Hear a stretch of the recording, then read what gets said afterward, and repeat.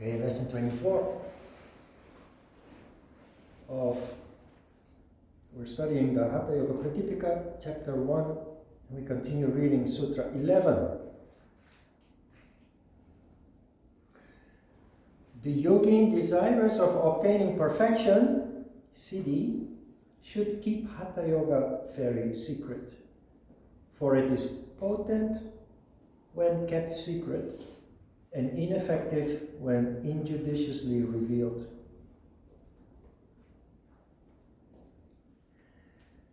So perfection is not about perfect poses, but perfection is the restoration of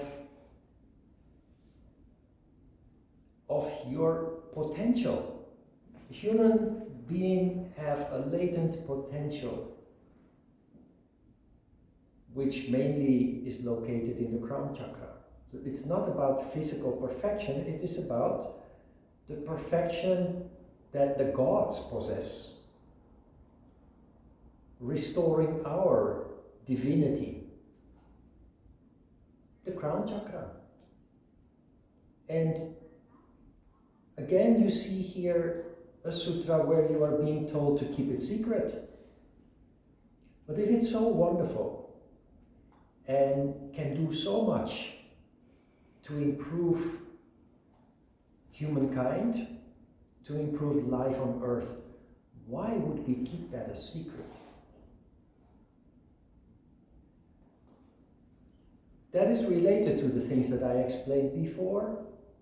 You do not want to empower people who you can predict will abuse that empowerment. Because yoga, when practiced correctly, leads to developments that, when used properly, indeed influence life in a positive way. But if you have people who are not properly initiated, who do not have a moral foundation, like the yamas and the niyamas, they can use their increased abilities for nefarious purposes, for evil purposes.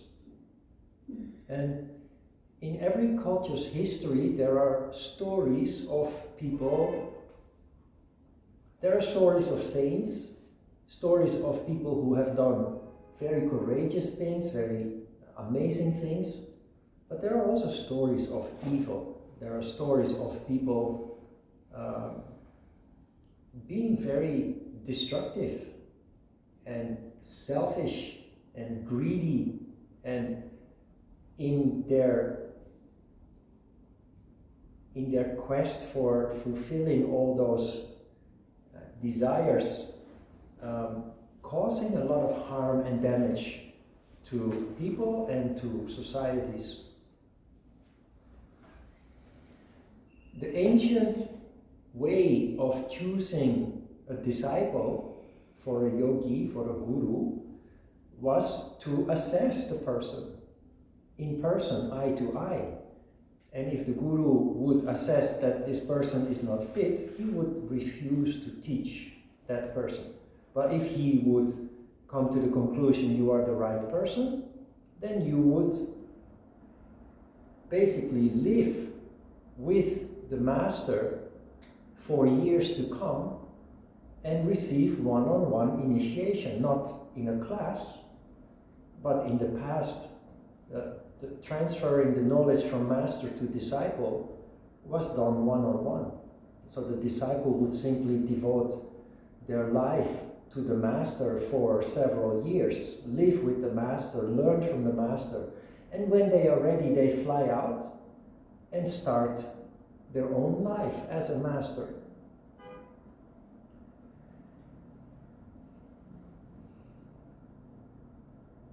Yoga is potent when kept secret. It's not about keeping secret. Yoga is potent, clearly, if properly followed. If we follow the framework, which is very systematic and very logical, it truly does work. Much more than you even dare dream of, much more than you even believe is possible. But you must follow the steps. Gradually, injudiciously revealed, that is basically what is happening in most studios. And again, I'm not saying that those other yoga classes are bad. It's what people need. People need exercise. People need even to be deceived. That is the mysterious yoga practice.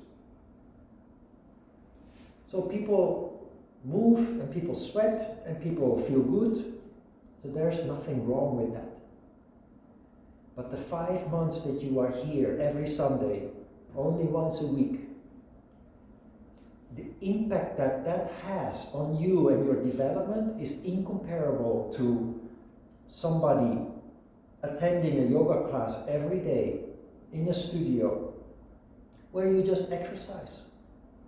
Again, it's good, but it will never have such an impact. It will never lead to such change and transformation as yoga that is properly transferred. So that is what injudiciously revealed means. Judiciously revealed or properly revealed means following the system and not leaving parts out. Modern yoga, the fashion yoga in the most of the studios today, focus on asana, sometimes correctly, often not, but it leaves out all the rest of yoga. Basically leaving out 90% of all that yoga entails, all that yoga consists of. And it just doesn't have the powerful effect that it has when it is done in the framework of the whole system, as the Hatha Yoga Pradipika presents us.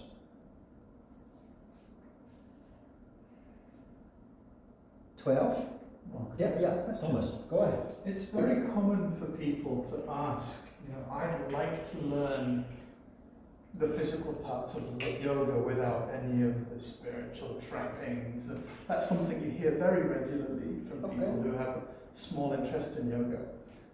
How do you feel those kind of requests? It's a valid request. People apparently have an interest. They might be intrigued in a way. So instead of doing an aerobic class, they want to do a yoga class. But keep it simple. But that is the start often of a path that in the future leads to hunger for more. So because of that process, I know how it works. I'm not opposed to the modern yoga classes. All I'm saying is what I observe is it is not as effective as a yoga class.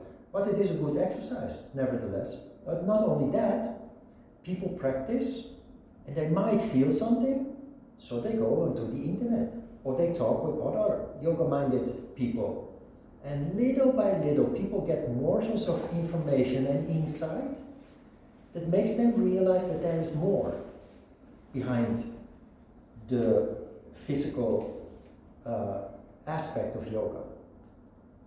And it is my belief that most people who eventually come to our classes here in Magic Pond are in that process, having tried classes here and there, and have eventually found their way through information to end up here. But this kind of class is not for everybody, on the contrary. It's for people who are looking for depth. It's for people who are looking who are sensitive towards the spiritual side. And it works very naturally. There's a natural selection process, and for most people a normal or a basic studio class which focuses on asana, it's perfectly okay. It's more than enough. It's fulfilling their need at that moment. And there are those between them that will evolve and start looking for more depth, looking for more meaning. So it's a natural selection process. I honestly think that the commercialization of yoga has made yoga, serious yoga, accessible to more people. Because before the commercialization of yoga, yoga was rather obscure. And there was only a certain kind of people, like New Age people or, hippies, people in the corner of alternative lifestyles who generally were interested in practicing yoga, at least in the Netherlands where I come from, in Europe, in America. The popularization of yoga has opened the door for many more people who are not in that category of New Age and alternative lifestyle to eventually find their way to a serious yoga class. And I think that the popularization of yoga, I think that has led also to the restoration of the deep values of yoga, because like many philosophies and religions, the origin of it has gone lost. And all we do is go through certain rituals of which often we don't understand the deep meaning anymore. So it becomes a little bit superficial, and many yoga classes, if you go a little bit beyond the physical aspect, there are of course many serious yoga teachers who understand a lot more of yoga beyond the physical exercise. But also there you see a lot of superficial contents that the teachers present, but actually do not deeply understand just on a practical level. I think the commercialization of yoga just basically is a kind of a renaissance of an ancient philosophy that of which the deep meaning and the practical meaning, especially for mankind, has kind of taken a backseat, or maybe even to some extent gotten lost along the way. That is what happens with ancient traditions. It goes from mouth to mouth, from hand to hand, and along the way often it loses valuable aspects. The commercialization of yoga means that many people are digging into it, researching it, contemplating it, and everything comes to the surface again, all over the world. 12. He who practices Hatha Yoga should live alone in a small hermitage, a mata, situated in a place free from rocks, water and fire, to the extent of a bow's length, and in a virtuous, well-ruled kingdom, which is prosperous and free of disturbances. You should live alone in a small hermitage.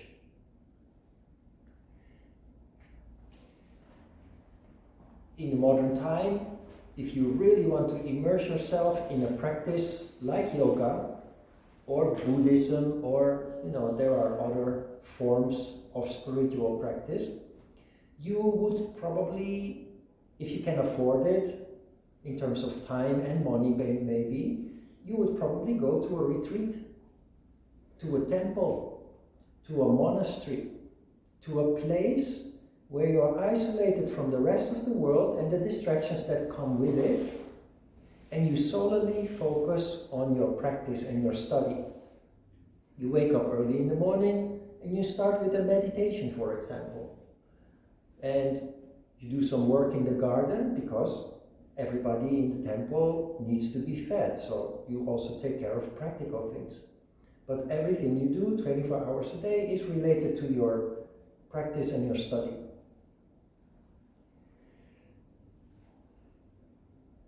Being free from rocks, water and fire, I think Ajita missed the boat here explaining that, because he takes that sentence literally.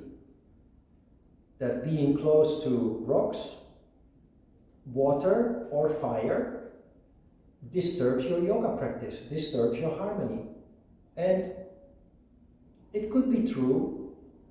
We talked about this before. When you take a shower directly after your yoga practice, you notice when you're done with your meditation, you feel so nice. If you immediately go around the corner, jump in the shower in the locker room, you immediately destroy that condition, your sattva, which you worked so hard to build up. So it's correct in that sense. And you know the floor heating? In Korea, every house has floor heating. For Dutch people, that is a luxury. Only expensive villas, bungalows have floor heating. So it's very nice, very comfortable. But if you indulge yourself in the heat, it can actually destroy the energy, the vital energy that keeps you healthy. And I have met people who have destroyed their health, but not understanding why they lost their health. What is meant here, that you must stay away from rocks, water and fire, is that you must stay away from all distractions related to your lower chakras. Earth is Muladhara chakra, water is Svadhisthana chakra, and fire is Manipura chakra. So you must eliminate fear, worries, doubts, but also sexual distraction. That is why in temples usually the sexes are separated, or exclusive to only men, or only exclusive to women. There's nothing wrong with sex, but if you want to pursue the spiritual path, you should at least for a period of time focus on that only, without distraction. And fire, that is the chakra of ego and ambition.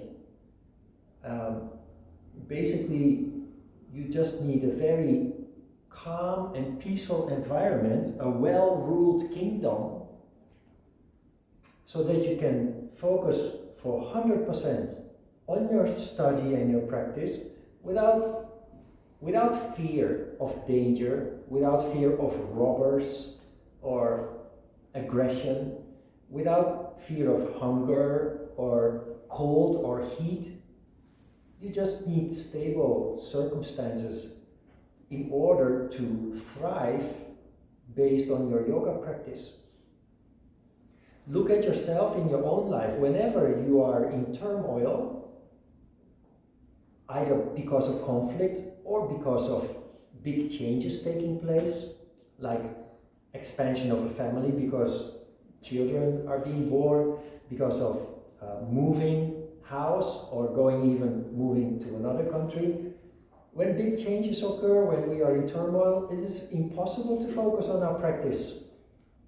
And even if we try, the results are very mediocre.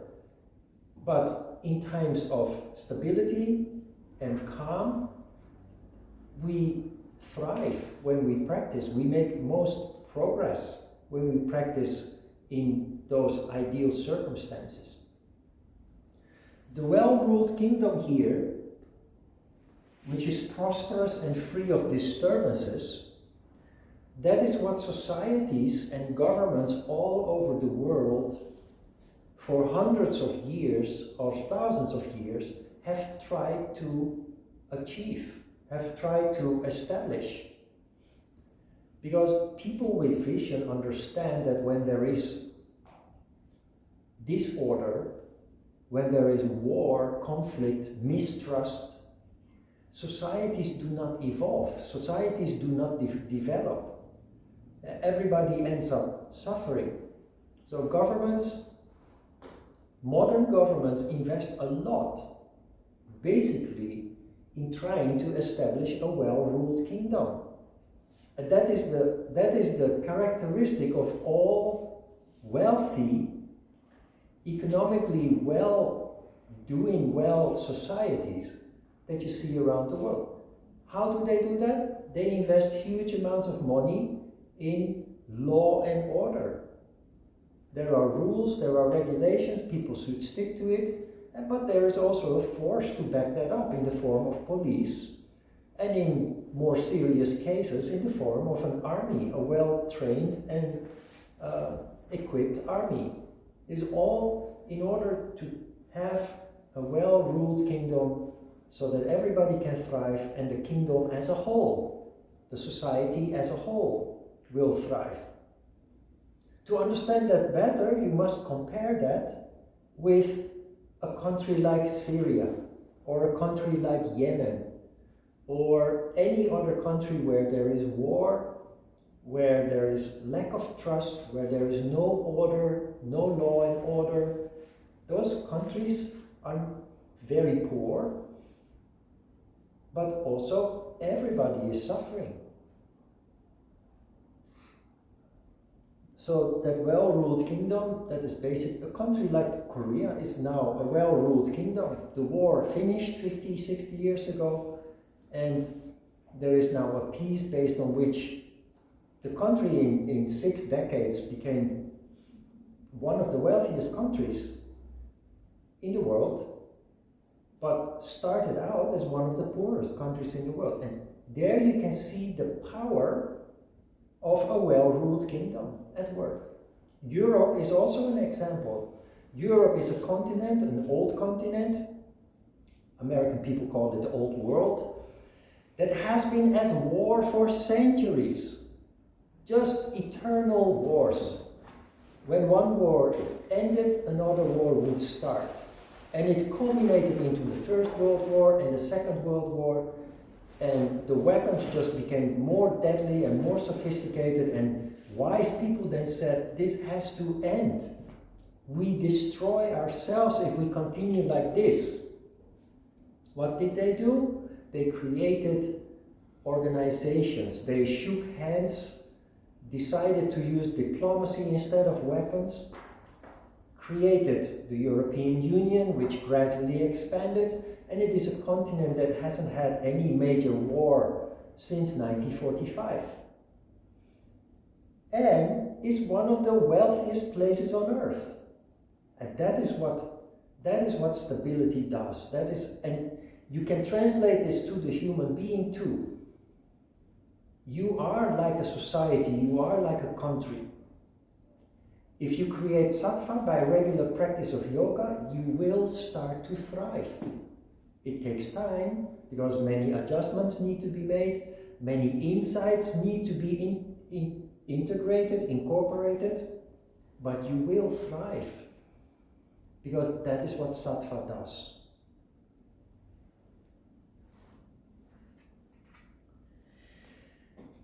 Sutra 13. The mata should have a small door. It should be without any windows. It should be level and without any holes.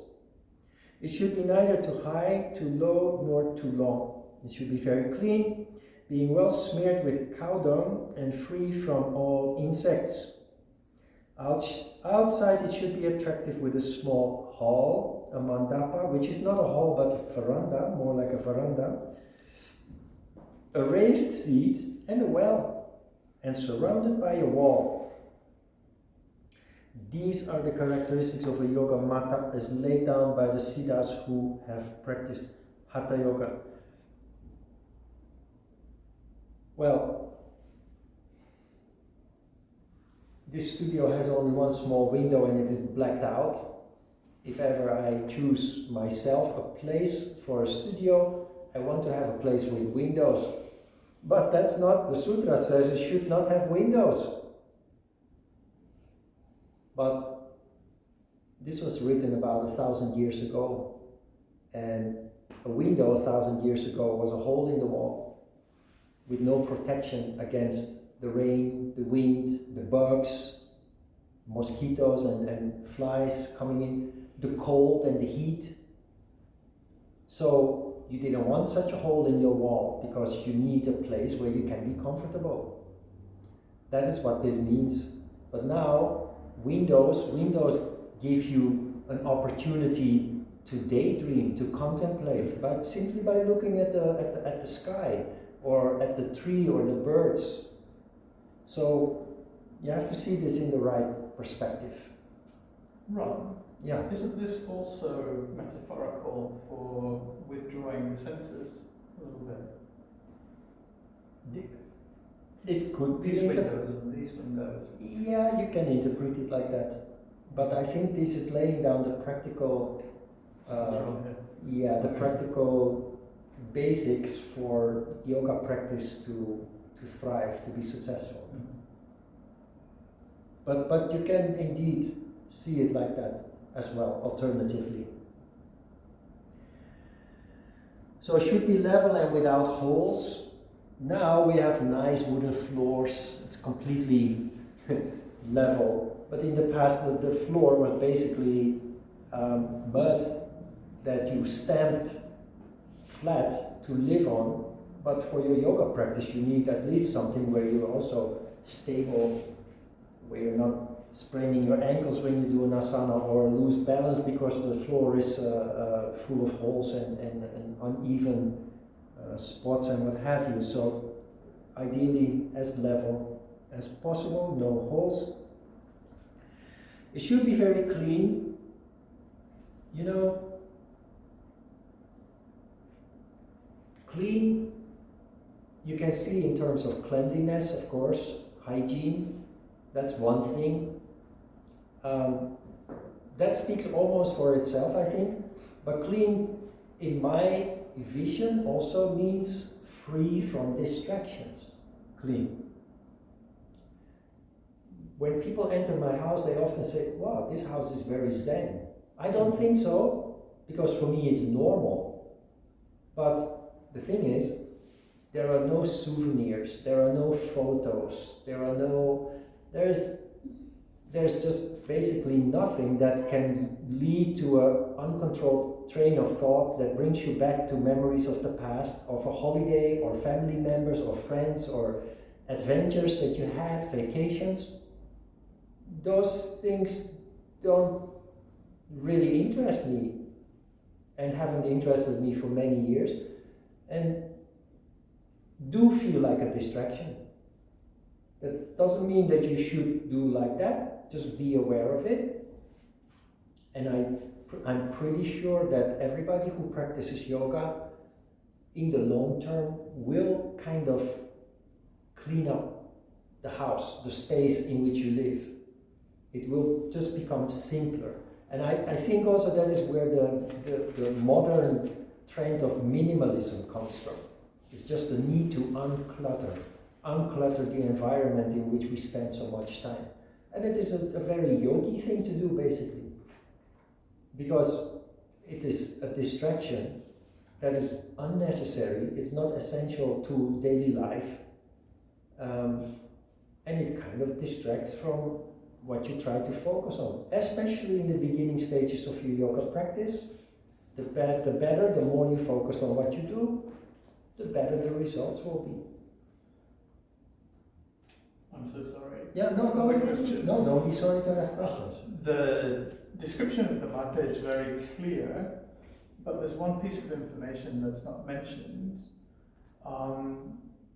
Where do you do your asana? Where do you do your pranayama meditation? Is it inside the building or in the mandapa? Inside, I think. Okay. You practice inside. You should see it as a hut. It's not like a 3-bedroom house. It's like a hut, or a cave, or the hall and the mandapa, the veranda. Mm-hmm. You're not practicing yoga 24 hours a day. So you have your meals and you have your resting time. And what is nicer than sitting on your veranda on a raised seat and you're just enjoying the song from the birds and the sound of the leaves being moved by the wind, because there was no TV in the past, there was no radio, all there was nature and silence. And the raised seat on the veranda is a place where you can sit and contemplate. So the place that is created here is created to be free from any kind of distraction and disturbance. It also says that it should be surrounded by a wall. In Korea, still, the newest houses that are being built have no walls anymore. But when I came to Korea in 1997, almost all houses had their own separate walls. In every neighborhood is divided up into many squares created by walls that are around the house. Why? To keep out wild animals, but also to keep out undesirable people. There are people wandering around the forest and what have you, the mountains. And when they see a settlement where people have their activities, where people live, or where people devote themselves to the practice of yoga, that may attract undesirable people. So a wall is simply for safety. Safety against animals and safety against undesirable people.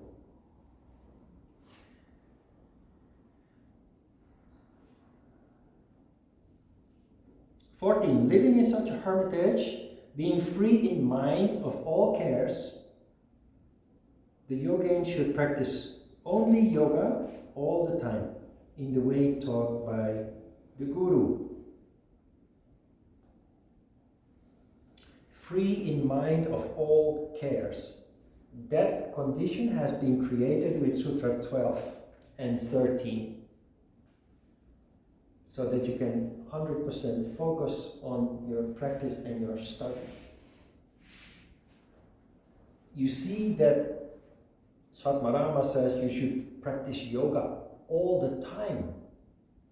But that should not be misinterpreted as that you should do asana and meditation and pranayama 24 hours a day. Life becomes yoga. Everything you do becomes yoga when you do it mindfully.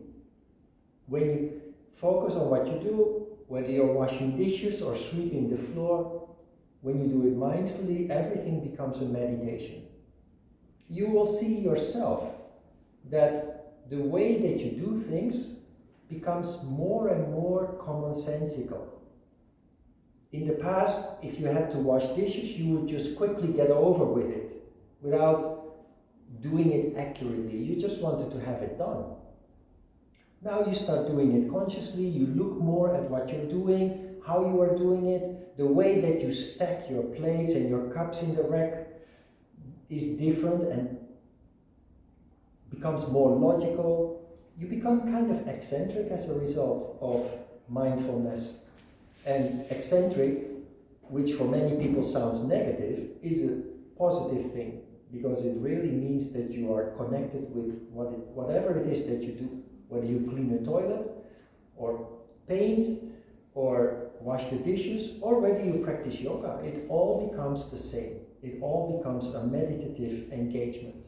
You start doing things consciously. So that is what it means practicing yoga all the time, in his words. 15.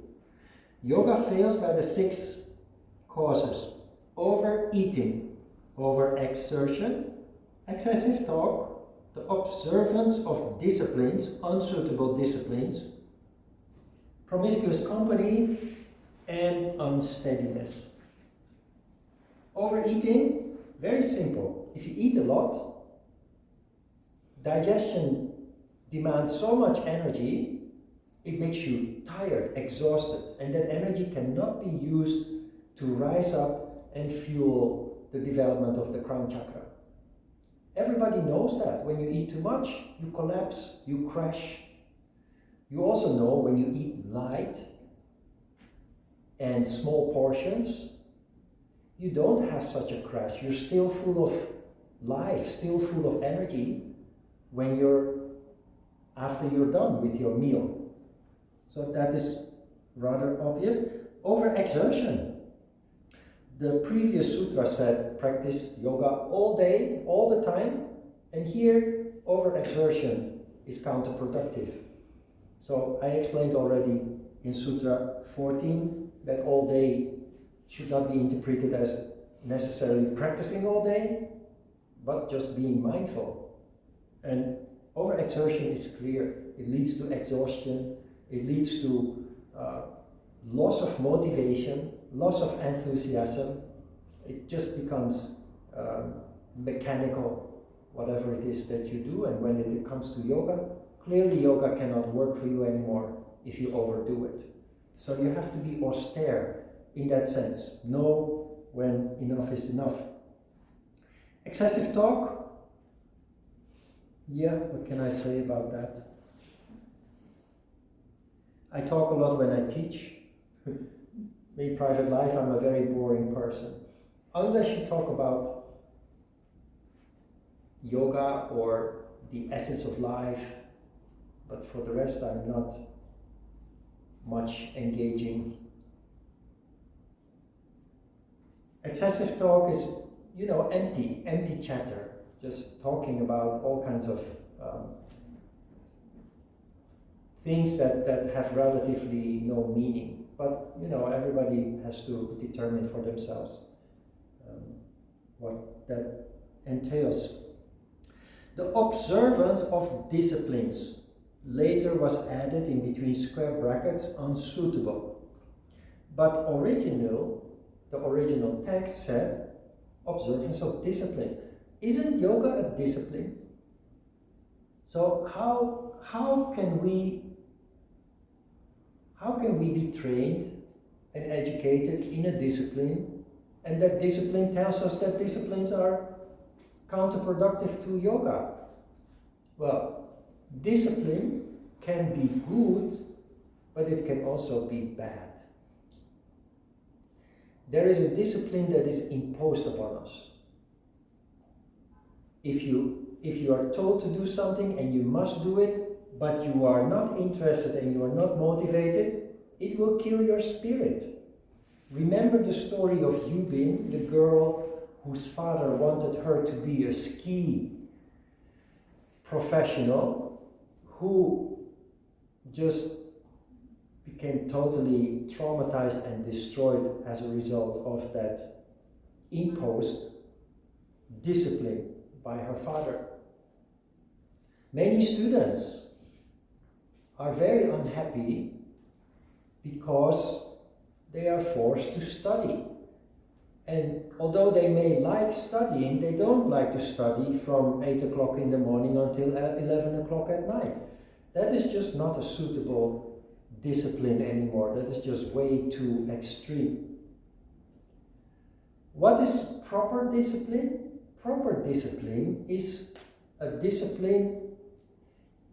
Without discipline, yoga wouldn't work. Without discipline, nothing in life basically would work.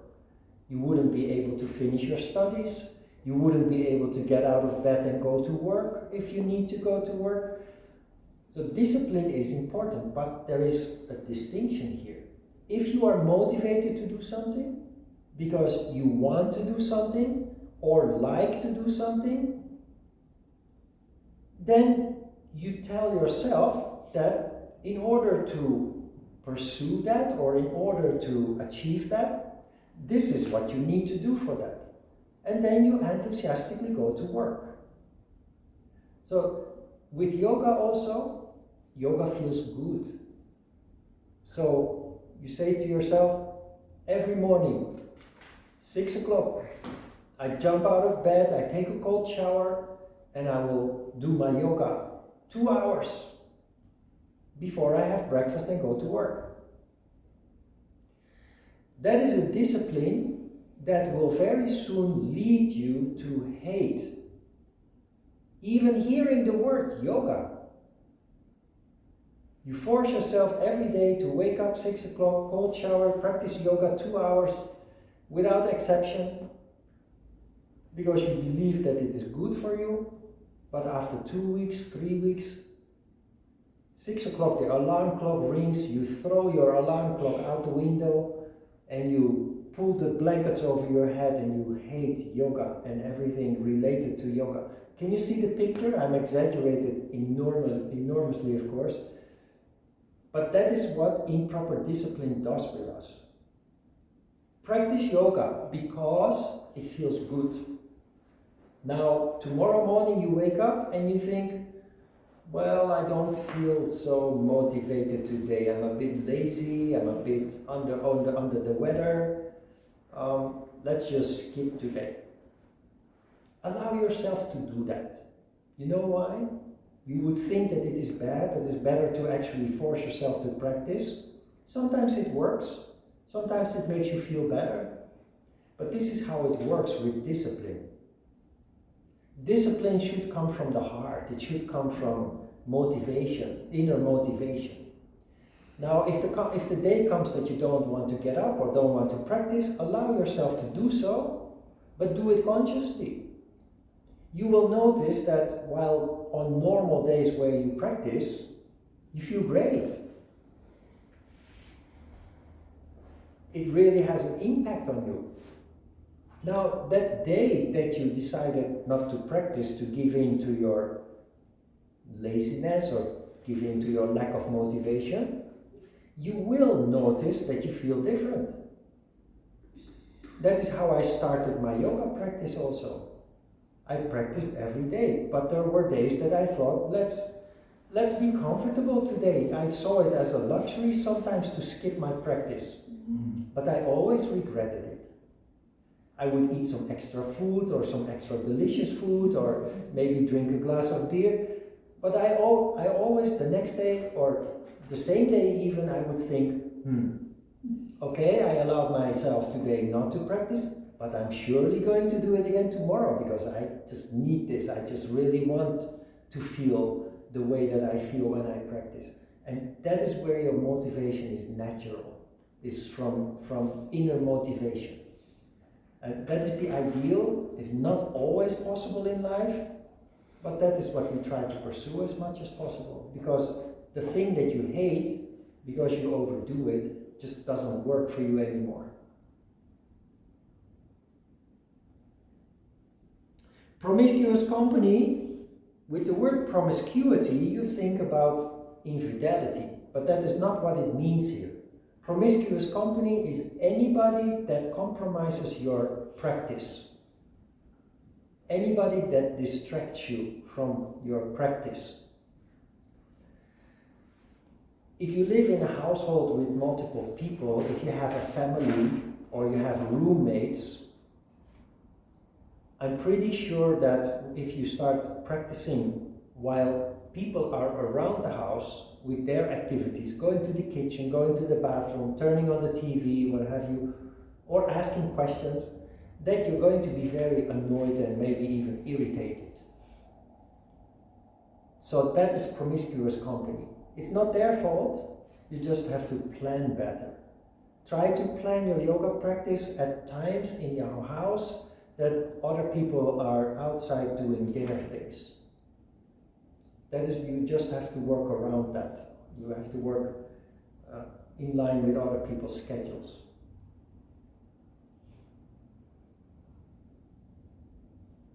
Unsteadiness is not knowing what you want, not being determined, not being decided. Today you practice yoga and tomorrow you go to the bar and get drunk, which sometimes may be okay, but if it happens all the time, that is considered unsteadiness in this context. That you want to practice yoga, but very easily distracted. A friend rings the doorbell and says, hey, come on, let's go to the park, or let's go to the... Well, actually you plan to practice yoga, you give in to your friend and you say, okay, let's go. And instead of saying, no, let's not do that today because I was going to practice yoga, you just go alone. That is unsteadiness. You must make up your mind and decide that this is what you want to do and stick to that also. And the same with rigid discipline. If you do give in, enjoy it, but then also be aware of the fact that it's not like yesterday when you did your practice. And that will make you more determined to deny your friend next time when they come ringing your doorbell. 16. Yoga succeeds by the 6 qualifications: zeal, bold determination, courage, true knowledge, firmness of belief in the words of the Guru, and renunciation of company, of people. To do no harm, to speak the truth, to refrain from taking what belongs to another, to preserve continence, to practice forbearance, to have fortitude, to be merciful, to be straightforward, to be moderate in diet, and to be pure. These 10 constitute yama. The yamas are presented here. They are similar to ours, which are based on Patanjali. It comes down to the same. We don't have to discuss the yamas because we did that extensively at the beginning of the course. But the 6 qualifications opposing the 6 causes of failure, 6 qualifications of success. Zeal. You know what zeal is? It's kind of fanaticism.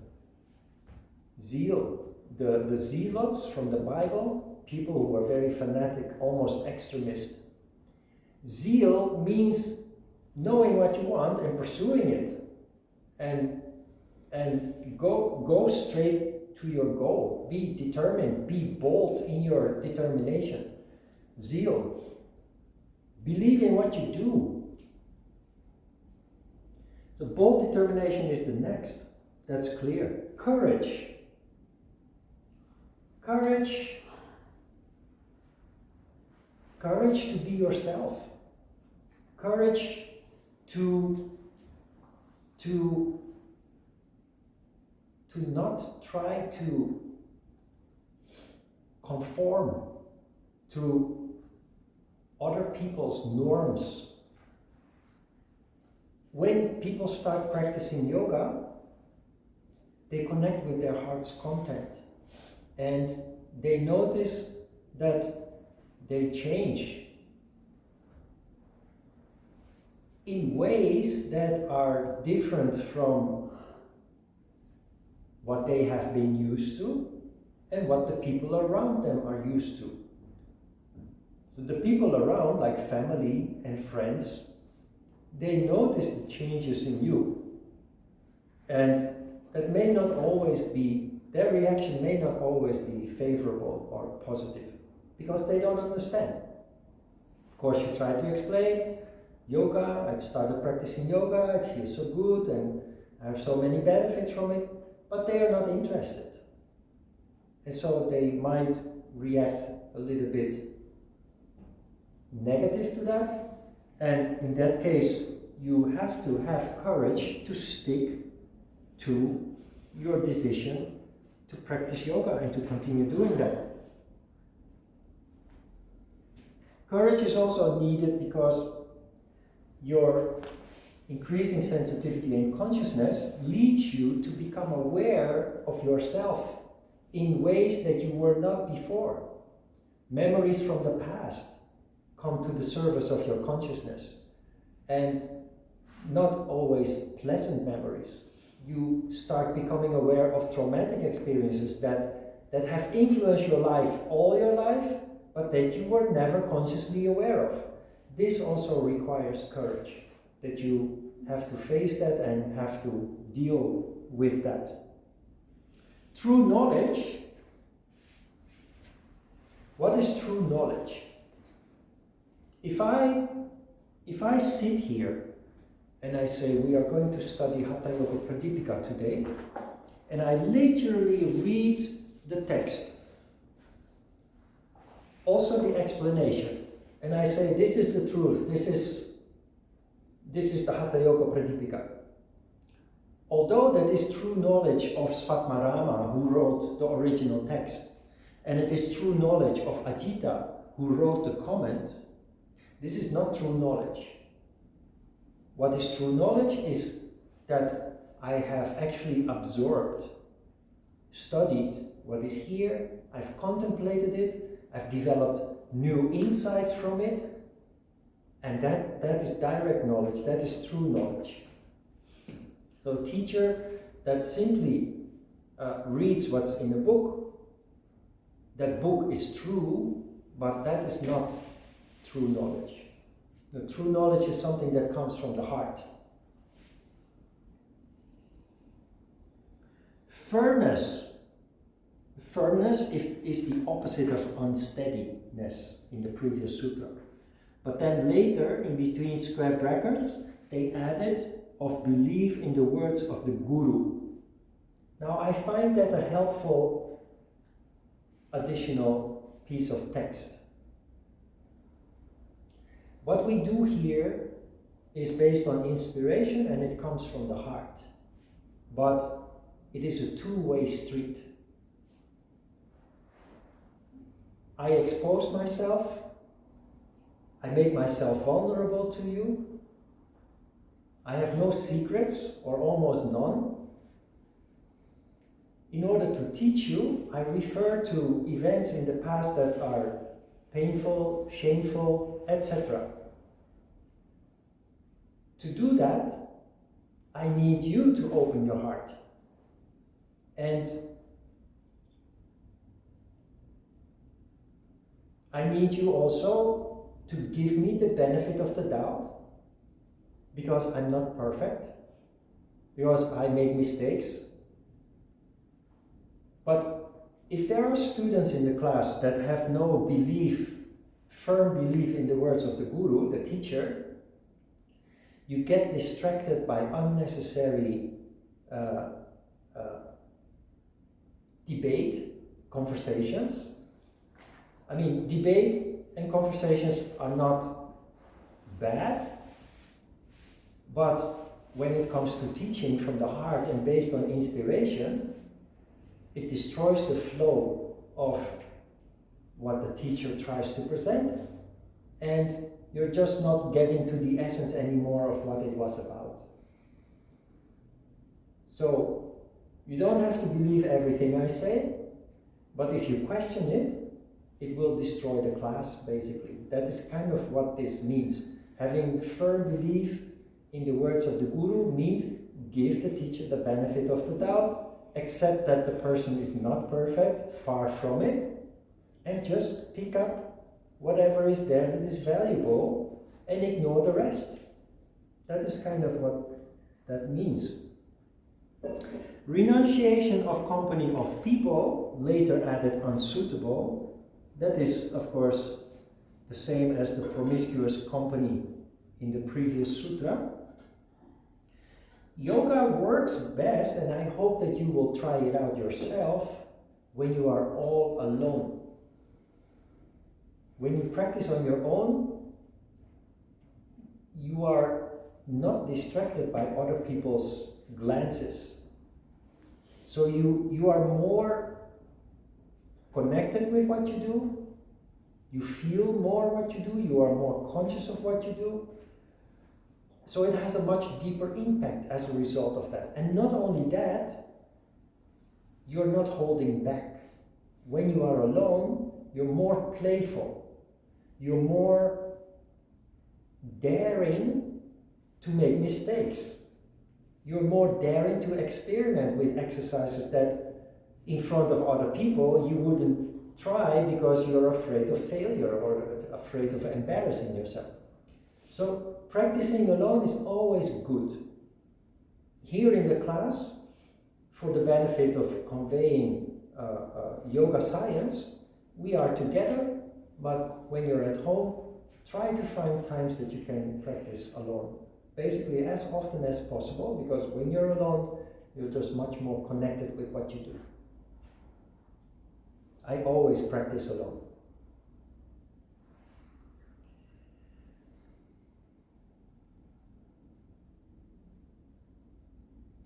There is another addition that contains the niyamas, but niyamas according to Svatmarama, so there are 10, and you will see that they are overlapping.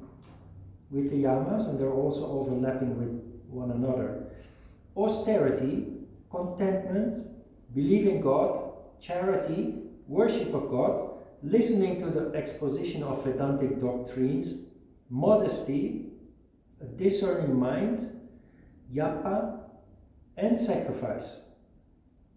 These 10 constitute niyama, the experts in yoga say. 17, and the last one for today, asanas are treated first, because they form the first stage of Hatha Yoga.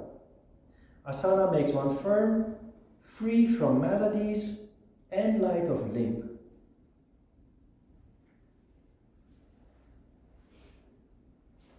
I have nothing to say about that. Asana is the start of your yoga practice. Actually, we started with yama and niyama, and here in the book also you see that before asana is mentioned, actually, yama and niyama are mentioned, so the order is logic or intact.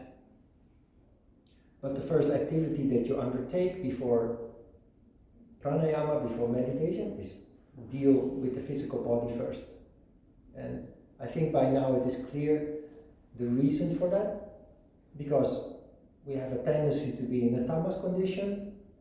In order to succeed in pranayama and meditation, we first need to take on the physical body, become healthier, have more vital energy, which you then use for the higher steps in yoga. That's it.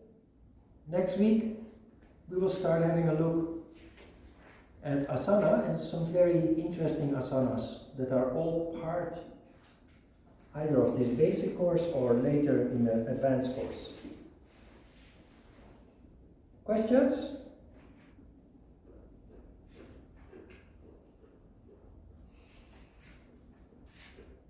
Okay, let's have a short break then before we continue with asana.